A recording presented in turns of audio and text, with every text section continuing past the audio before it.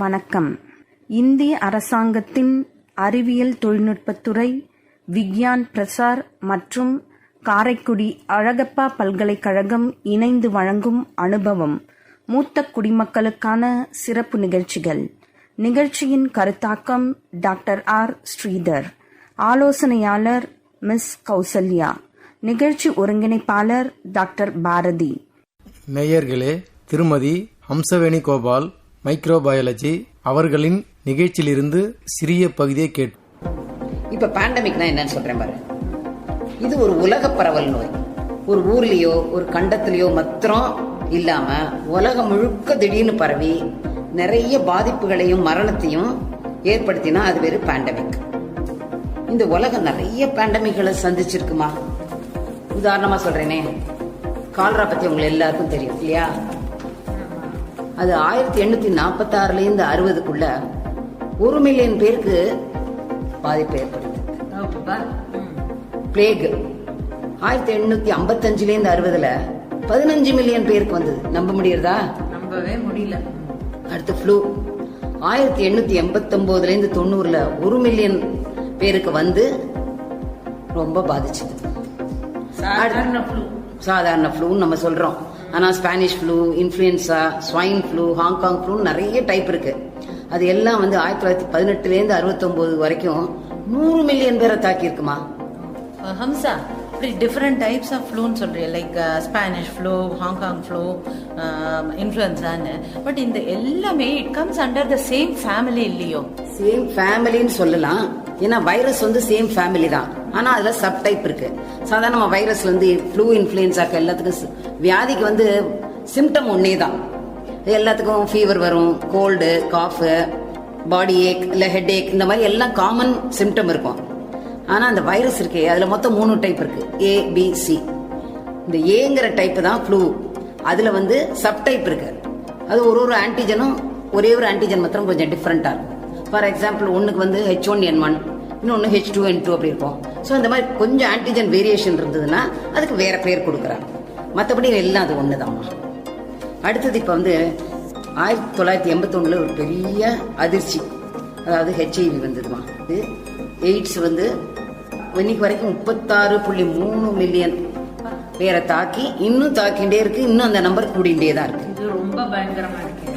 Government இதை control பண்ண என்ன ஆக்ஷன்? இல்லாம நிறைய விளம்பர படங்கள்லாம் எடுத்தது, விழிப்புணர்வு பிரச்சாரம் பண்ணிட்டு, நோட்டீஸ் அடிச்சு கொடுத்தது, டிவியில டாக்டர் வச்சு எப்படி நடந்துக்கணும்னு என்னெல்லாமோ ஸ்டெப்ஸ் எடுத்துட்டு தான் இருந்தாங்க. ஆனா எந்த ஒரு முயற்சியும் பலன் அளிக்கணும்னா அது ஜனங்க கையில தான் இருக்கு. HIV எப்படி பரவுறது? ஒன்னு sexual contact R blood transfusion, இல்ல எக்ஸ்சேஞ்ச் ஆஃப் பாடி ஃப்ளூயிட்ஸ், இப்படி பல காரணங்கள். ஆனா இத பத்தி ஒரு விழிப்புணர்வுக்கு டாக்டர்களும் எவ்வளவோ அறிவுரை சொல்றாங்க. ஜனங்க கேட்டா தானே. அதனோட தீவிரத்தை பத்தி புரிஞ்சுக்காம இன்னைக்கு பாரு, இப்ப வந்து ரீசெண்டா 2019 ஆரம்பிச்சது COVID-19. இன்னைக்கு வரைக்கும் 10.6 மில்லியன், இந்த நிமிஷம் வரைக்கும் 10.6 மில்லியன் பேரை அஃபெக்ட் ஆயிருக்கு. இன்னும் இந்த நம்பர் மாத்திரமா இல்ல உலகம்? இது பேண்டமிக் சொல்லிட்டேன் இல்லையா? பேண்டமிக்னா அது உலகம் முழுக்கத்தான். சோ இன்னும் தினம் புதுசா ரிப்போர்ட்ஸ் வந்துட்டே இருக்கு. இன்னொரு தேர்ட் வேவ் வரப்போகுதுன்னு வேற நியூஸ். இதுக்கெல்லாம் நாம தான் காரணம். இயற்கை நாசமாக்குறோம், மரத்தை வெட்டி போடுறோம், இண்டஸ்ட்ரியல் ரெவல்யூஷன்ங்கிற பேர்ல காத்த மாசு பண்றோம். கெமிக்கல் அண்ட் லெதர் ஃபேக்டரிஸ் எல்லாம் நிலத்துல அவங்க வேஸ்ட் ப்ராடக்ட்ஸை கொட்டி கொட்டி நிலத்தடி நீரை விஷமா ஆக்கிட்டோம். தவிர எல்லாத்துக்கும் பிளாஸ்டிக் சாமான் யூஸ் பண்ணி பண்ணி உலகத்தையே பிளாஸ்டிக் குப்பை தொட்டியா ஆக்கிட்டோம். ஆமா ஆமா, நான் கூட டிஸ்கவரி சேனல் பார்த்தேன். பிளாஸ்டிக் குப்பைகளை கொட்டி கடல் வாழ் மீன்கள் மற்ற ஜீவராசிகள் செத்து செத்து கரையில ஒதுங்கி மலையா கிடக்குறது. ரோட்ல வீட்டு குப்பையும் பிளாஸ்டிக்கும் சேர்ந்து போடுறத மாடு தின்னு வயிறு ஊதி செத்து போறது. இப்போ பிளாஸ்டிக்ங்கிற பஸ்மாசுரம் அழிக்க வழி தெரியாம சயின்டிஸ்ட் எல்லாம் கையை பிசிஞ்சு நிக்கிறா. Yes Padma, I totally agree with you. இந்த பிளாஸ்டிக்ங்கிற ராட்சசனை அழிக்கிறது ரொம்ப கஷ்டம்தான். ஆனா அதை உபயோகப்படுத்துற அளவை குறைக்கிறது நம்ம கையில இருக்குப்பா. இந்த பிளாஸ்டிக் குப்பை தான் நம்ம பூமியினுடைய தரத்தையே குறைக்கிறது. இந்த குப்பைகள்லாம் என்ன ஆகுது? நிலத்தை ஆக்கிரமிக்கிறதுனால மழை நீர் வந்ததுன்னு வச்சுக்கோங்க, அது இயற்கையா போய் பூமியினால கிரகிக்கப்பட்டு அது சேமிச்சு கொள்ளக்கூடிய கெப்பாசிட்டிய சுத்தமா இந்த பிளாஸ்டிக் அழிச்சுடுறது. அதனால என்ன ஆகுது, தண்ணீர் தட்டுப்பாடு நமக்கு ஏற்படுறது, குடிக்கிற தண்ணீரும் ரொம்ப கஷ்டப்படுறோம் நாம. இதெல்லாம் ஒரு கண்ட்ரோல்ல கொண்டு வரதுக்கு அரசு நல்ல நல்ல திட்டங்கள்லாம் உருவாக்கிட்டு தான் இருக்கு. ஆனா அதெல்லாம் சக்சஸ்ஃபுல்லா நடைமுறையில செயல்படுத்தணும்னா மக்களாகிய நம்ம தாம்மா இதற்கான அவேர்னஸ மக்களுக்குள்ள ஏற்படுத்தணும், அதுக்கு ஒத்துழைப்பும் தரணும். ஃபார் எக்ஸாம்பிள், நம்மளுடைய செரியன் கம்யூனிட்டி எடுத்துக்கோயே, இது ஒரு சின்ன பரப்பளவு தான். இதுல குடியிருக்கிற நாம எல்லோருமே ஒத்துமையா ஒரு விழிப்புணர்வோட இந்த பிளாஸ்டிக்னுடைய ஆதிக்கத்தை எந்த அளவுல குறைக்கலாம் அப்படிங்கறதுக்கு ஒரு திட்டமா வகுத்து அதை நாம நடைமுறைக்கு கொண்டு வரும்பொழுது இந்த சின்ன இடம் ஒரு தரமான இடமாக மாறுறதுக்கு வாய்ப்பு இருக்கு. அதே போல மொத்த நாட்டிலையும் அங்கங்க சின்ன சின்ன பரப்பளவுக்கு ஒரு சின்ன குரூப் பொறுப்பேற்று அத நல்ல முறையில செயலாக்கும் பொழுது பெரிய அளவுல ஒரு வளமான நாட்டையே நம்மளால உருவாக்க முடியறது. இந்த நிகழ்ச்சியை கேட்ட நம்முடைய நேயர்கள் என்ன சொன்னார்கள்? என் பெயர் ஞானாம்பாள், என் வயது 73. நான் பாண்டிச்சேரியில் இருக்கிறேன். எனக்கும் கொரோனா வந்தது. நீங்கள் பேசியதெல்லாம் கேட்டது மிகவும் திருப்தியாக இருந்தது. மக்களுக்கு விழிப்புணர்வு ஏற்படும் வகையில் நன்றாக இருந்தது. இதை இப்போ நீங்கள் பகிர்ந்ததையெல்லாம் நாங்களும் எங்களுக்கு தெரிஞ்சவங்களுக்கு எல்லாருக்கும் பகிர்ந்து சமுதாயத்துக்கு நல்லது செய்கிறோம். நேயர்களே, டாக்டர் நவீன்குமார், எலும்பு சிகிச்சை நிபுணர் அவர்களின் நிகழ்ச்சியிலிருந்து ஒரு சிறிய பகுதியை கேட்போம். வணக்கம், நான் மருத்துவர் நவீன்குமார், முதுகுத்தண்டு மற்றும் எலும்பு அறுவை சிகிச்சை நிபுணர், நகர் மருத்துவமனை. இன்று நாம் முதுமையில் மக்களுக்கு ஏற்படக்கூடிய எலும்பு மற்றும் எலும்பு சம்பந்தமான நோய்கள் பற்றியும் அதனை தடுக்கும் விதங்களை பற்றியும் பார்ப்போம். பொதுவாக எடுத்துக்கிட்டீங்கன்னா முதுமையில மக்களுக்கு வருகின்ற நோய் அப்படி எடுக்கும்போது பார்க்கும் பொழுது முதுகு வலி மற்றும் மூட்டு தேய்மானத்தை கொண்ட மூட்டு வலி, இதுதான் பொதுவாக பார்க்கறது. பட் அதை விட பொதுவாக இருக்கிறது மக்களுக்கு நாம் காணொலி பெரிய நோய் ஒன்று இருக்குது. அது என்னன்னு பற்றி பார்ப்போம். ஸோ உதாரணத்துக்கு எடுத்துக்கிட்டீங்கன்னா, வயசானவங்க நம்ம எல்லாரும் கேள்விப்பட்டிருப்போம், வீட்டுல குளியறையில ஒரு வழுக்கி விழுந்திருப்பாங்க, இல்ல உட்காந்த மாதிரி விழுந்திருப்பாங்க, அவங்களுக்கு எலும்பு உடைஞ்சிருக்கு அப்படின்னு சொல்லியிருப்பாங்க. இது நம்ம பொதுவாக காணப்படுற ஒரு விஷயம். அவங்க மருத்துவர்கிட்ட போகும்போது அந்த மருத்துவர் எக்ஸ்ரே எடுத்து பார்த்துட்டு அவங்க எலும்பு வீக்கா இருக்கு, அதனாலதான் உடைஞ்சிருக்கு அப்படின்னு சொல்லுவாரு. ஏன் இந்த எலும்பு வீக்கா இருக்கு, ஏன் உடைஞ்சிருக்குங்கிறத பத்தி பார்ப்போம். பொதுவாக ஒரு எலும்பு அதோட தன்மையை பத்தி பார்க்கும் பொழுது, ஒரு குழந்தை பிறக்கும் பொழுது அந்த எலும்பு மென்மையாவே இருக்கு. அந்த குழந்தை வளரும் பொழுது அந்த எலும்புல அதற்கு தேவைப்படுற கால்சியம் மற்றும் பாஸ்பரஸ் சேரும் பொழுது அந்த எலும்பு வலுப்படுது. ஒரு மனிதனுக்கு எலும்பு வலு அதிகமாக இருப்பது 30 to 35 வயது இருக்கும் பொழுது எலும்பு அதோட அதிகமான எலும்பு வலுப்பெற்று இருக்கிறது. அதன் பிறகு அவருடைய எலும்பு அதோட தன்மையை அடர்த்தி தன்மையா குறையுது. இது நார்மலாக இயற்கையாக நடக்கக்கூடிய ஒரு ப்ராசஸ் ஆகும். சோ அந்த எலும்பு தேய்மானம்ங்கிறது 45 பெண்களை பொறுத்த வரைக்கும் மாதவிடாய் நின்ற பிறகு 45 வயது அடைந்த பின்பும், ஆண்களுக்கு 50 இல்ல 55 வயது பிறகும் எலும்பு தேய்மானம் ஆரம்பிக்கின்றது. இப்பொழுது இந்த எலும்பு தேய்மானம் இயற்கையாக ப்ராசஸ். எலும்பு தேய்மானம் இதன் சீரான வேகத்தில் நடப்பாங்க. அதிகப்படியான வேகத்தில் நடக்கும் பொழுது அந்த எலும்பு தேய்மானம் அதிக விரிவாக நடந்து அந்த எலும்போட அடர்த்தி மிகவும் வேகமாக குறைகிறது. இதைத்தான் நாம் எலும்பு குறை நோய் அல்லது ஆஸ்டியோபோரோசிஸ் என்று சொல்றோம். இந்த ஆஸ்டியோபோரோசிஸ் என்பது இன்று நம்ம நாட்டில் எடுத்துக்கொண்டால் 5 ஒருவருக்கு இது இருக்கிறது. சோ இதற்கு முக்கியமான காரணம் என்னன்னு பாத்தீங்கன்னா, அந்த எலும்பு வேகமாக ரொம்ப கூடிய வேகத்துல அதோட அடர்த்தி குறைந்து அவருடைய எலும்பு ரொம்ப பலவீனம் அடைகிறது.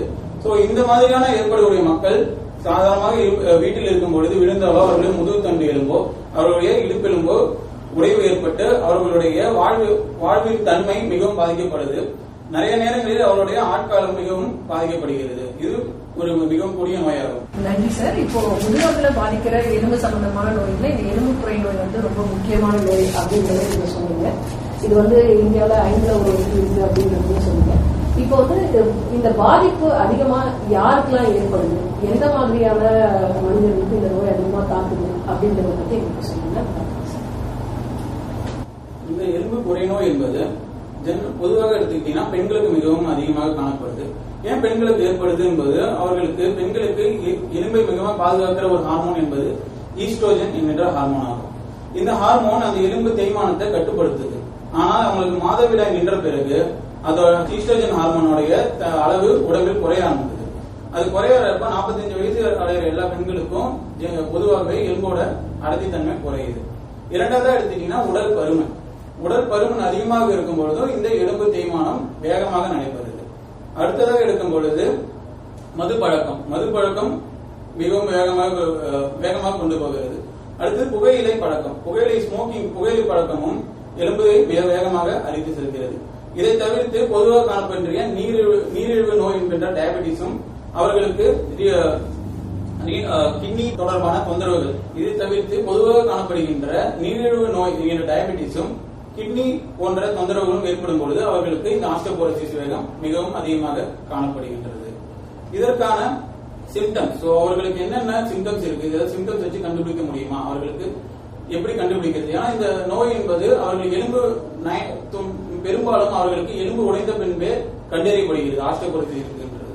அதற்கு முன்னாடி அவர்களுக்கு வீட்டுல என்ன தொந்தரவு இருக்குங்கிறது எப்படி கண்டுபிடிக்கலாம்னா, அவர்களுக்கு சாதாரணமாக எலும்பில் வலி ஏற்படும். ஒரு வயதானவர்களுக்கு உடம்பில் நடந்து சென்றாலே எலும்புல வலி ஏற்படுது, மூட்டு தேய்மானத்தை இல்லாம எலும்பில் வலி ஏற்படுறதோ இல்ல தசைகளை வலி ஏற்படுறது என்ற பொழுது அவர்களுக்கு எலும்பில் அதோட விட்டமினும் கால்சியமும் குறைஞ்சிருக்கும் பொழுது இந்த மாதிரி எலும்பிலும் மூட்டிலும் வலி வரலாம். இது காமனாக மக்கள் காணுகின்ற ஒரு சிம்டம்ஸாக இருக்கிறது.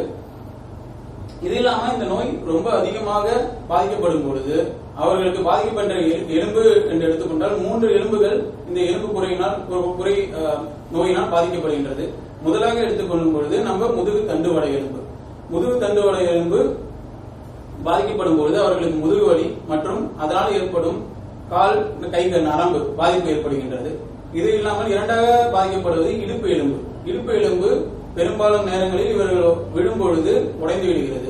இதனால் அவர்களுக்கு நடந்து செல்வதோ அவர்களுடைய அன்றாட பணி செய்வது எல்லாமே பாதிக்கப்படுது. மூன்றாவதாக அவங்களுக்கு பாதிக்கப்படுறது அவர்களுடைய கை எலும்பும் பாதிக்கப்படுகிறது. இதெல்லாம் பொதுவாக நம்ம காணப்படுகின்ற அறிகுறிகள். இப்போ ஒருத்தர் இந்த மாதிரி நோயால பாதிக்கப்பட்டிருக்காங்களா, எலும்பு தேய்மானம் அவங்களுக்கு மிக விரைவா இருக்கா, இல்ல எப்பயும் போல நார்மலா தான் இருக்கா, அல்லது எல்லாருக்கும் அந்த மாதிரி கிராஜுவலா தான் அந்த தேய்மானம் இருக்கா அப்படிங்கறத எப்படி சார் நம்ம தெரிஞ்சுக்கலாம்? அது தெரிஞ்சுக்கிறதுக்கு ஏதாவது டெஸ்ட் இருக்கா, அதை பத்தி எனக்கு சொல்லுங்க. இந்த எலும்பு குறை நோயை நம்ம கண்டுபிடிக்கிறதுக்கு டெஸ்ட் இருக்கு.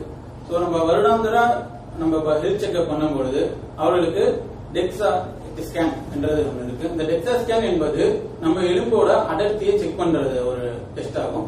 இதை நம்ம டெஸ்ட் பண்ணும்போது நம்ம எலும்புல எவ்வளவு அடர்த்தி இருக்கு, அதோட ஸ்ட்ரென்த் எவ்வளவு இருக்குங்கிறத நம்ம இந்த டெஸ்ட் மூலமா தெரிஞ்சுக்கலாம். அவங்க அதுல ஒரு அளவீடு கொடுப்பாங்க. அந்த அளவீடு -2.5க்கு கீழே இருந்தா அவங்களுக்கு ஆஸ்டியோபோரோசிஸ் என்று அறியப்படுது.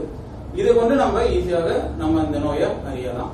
சோ இப்ப உங்களுக்கு எலும்பு குறை நோய் கண்டுபிடிச்சிட்டாங்க, ஆஸ்டியோபோரோசிஸ் இருக்குன்னு டாக்டர் சொல்லிட்டாங்கன்னா அதுக்கு என்னென்ன வழிகள் அப்படின்னு பார்க்கும்பொழுது வாழ்வியல் மாற்றங்கள் பண்ணா உணவு போன்ற சம்பந்தமான உணவு மாற்றங்கள் செய்யும்போது சரி செய்ய முடியும். அதற்கு முன்பு நம்ம மாத்திரைகள் என்னென்ன மாத்திரைகள் கொண்டு சரி செய்யலாம் அப்படின்னு பார்க்கும்பொழுது முதலாவதாக எடுத்துக்க வேண்டிய மாத்திரை என்பது கால்சியம் எலும்புக்கு ஒரு முக்கியமான ஒரு தாது பொருள் ஆகும். சோ ஒரு நாளைக்கு அவர் தேவைப்படுகிற கால்சியம் அளவு என்பது 1200 மில்லிகிராம் ஒரு நாளைக்கு எடுத்துக்கொண்டால் அவர்களுக்கு இந்த எலும்பு குறை நோயிலிருந்து பாதுகாக்கப்படுவாங்க. இரண்டாவதா தேவைப்படுற ஒரு பொருள் என்பது வைட்டமின் டி. வைட்டமின் டி இயற்கையாகவே நம்மளுக்கு சூரிய சக்தியிலிருந்து கிடைக்குது. பட் இந்த எலும்பு குறை நோய் உள்ளவர்களுக்கு அது போதிய அளவு இல்லாதனால அவங்க வைட்டமின் டி டேப்லெட்ஸா எடுத்துக்கும் பொழுது இந்த நோயோட பாதிப்பு குறையும் செய்கிறது, எலும்பு இன்னும் சக்தியுள்ளதாகிறது. அவர்களுக்கு தேவையான அளவான விட்டமின் டி என்பது 800 இன்டர்நேஷனல் யூனிட் தேவைப்படுகிறது. பொதுவாகவே கால்சியமும் விட்டமின் டியும் சேர்ந்து ஒரே டேப்லெட்டாக கிடைக்கிறது. இது பொதுவாக எடுத்துக்கொள்கின்ற மாத்திரைகள். இதற்கு அடுத்து உள்ள மாத்திரைகள் பாத்தீங்கன்னா டிஸ்பாஸ்பனேஸ் என்ற மாத்திரைகள் எடுக்கும் பொழுது நம்ம எலும்பு தேய்மானத்தை ஏற்படக்கூடிய செயலை குறைக்கிறது. சோ பொதுவாகவே டிஸ்பாஸ்பனேஸ் எடுக்கும் பொழுது எலும்பு தேய்மானம், எலும்பு அரிப்பு கட்டுப்படுத்தப்படுகின்றது. மாத்திரைகள் வாரம் ஒரு முறையோ இல்ல மாதத்துக்கு ஒரு முறையோ எடுத்துக்கிற மாதிரி இருக்கும். சோ பிஸ்பாசனேஸ் மாத்திரை கால்சியம் மாத்திரை நம்ம சேர்ந்து எடுக்கும் பொழுது இந்த நோயோட வேகத்தையும் தன்மையும் நம்ம குறைக்க முடியும். இது இல்லாமல் இன்ஜெக்ஷன் மாதிரி போடுகின்ற டெரிபாரடைட் போன்ற மாத்திரைகளும் உள்ளது. இல்ல ஸ்ப்ரே மாதிரி யூஸ் பண்ற கால்சிடோனின் போன்ற மாத்திரைகளும் உள்ளது. இது ஒவ்வொரு நோயாளியும் கண்டறிந்து அந்த மருத்துவர் அதற்கு ஏற்ப மாத்திரைகள் வழங்குவார்கள். இந்த நிகழ்ச்சியை கேட்ட நம்முடைய நேயர்கள் என்ன சொன்னார்கள்? என் பேரு கோபால், வயசு 59. நான் டாக்டர் நவீன்குமார் அவர்களின் நிகழ்ச்சி நிலா சமுதாய வானொலியில் அனுபவ நிகழ்ச்சியில் கேட்டேன். டாக்டர் வயதானவர்களுக்கு எலும்பு சம்பந்தமான நோய்கள் எப்படிலாம் என்னென்ன நோய்கள்லாம் வரும், அதை எப்படி சரி பண்ணுறதுன்றது மாதிரி விளக்கமாக சொன்னாங்க. நம்மவும் பயனுள்ளதாக இருந்தது.